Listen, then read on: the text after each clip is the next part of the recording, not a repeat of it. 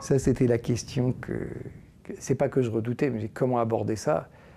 Ben, je dirais, il y a deux manières. La manière, je dirais, objective, réaliste, de constater qu'il reste des partis qui s'appellent communistes en ce début du XXIe siècle, ne serait-ce qu'en France.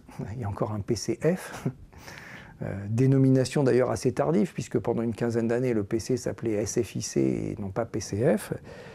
Qu'il reste un parti communiste en Chine, qui a le pouvoir, au Vietnam, etc. Et qu'un peu partout dans le monde, il reste encore des partis qui se disent communistes. Voilà. Néanmoins, au XXIe siècle, ont-ils un avenir? J'ai des doutes. J'ai quand même l'impression que le mot communiste, il est tellement comment dirais-je, relié à ce qu'a été l'expérience communiste au XXe siècle. Tu peux toujours dire on a changé, on a fait notre examen de conscience. Je vais être provocateur, mais enfin on n'imagine quand même pas un parti d'extrême droite s'appeler le Parti national-socialiste aujourd'hui, quoi.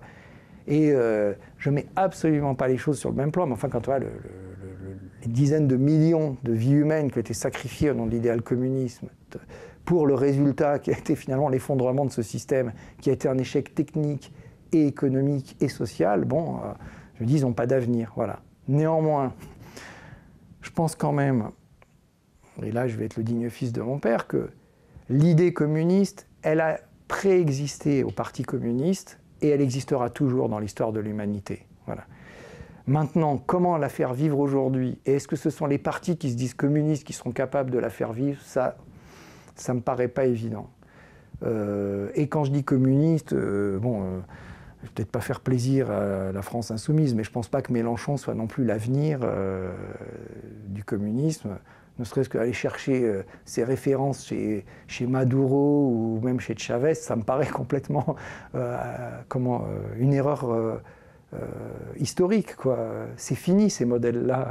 Et en plus, étaient-ce déjà des modèles, hein, mais et du coup, ces partis communistes. Alors, qu'est-ce qu'ils peuvent faire? Mais tactiquement, peut-être effectivement être des forces contestataires qui ponctuellement remportent des victoires par une mobilisation, ou en faisant passer un amendement sur une loi à l'Assemblée, etc.